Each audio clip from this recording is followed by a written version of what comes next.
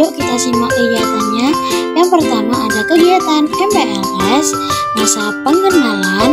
Yang kedua ada kegiatan paduan suara untuk melatih bakat anak. Yang ketiga ada kegiatan memercik menggunakan bahan alam. Yang keempat ada kegiatan pengenalan profesi.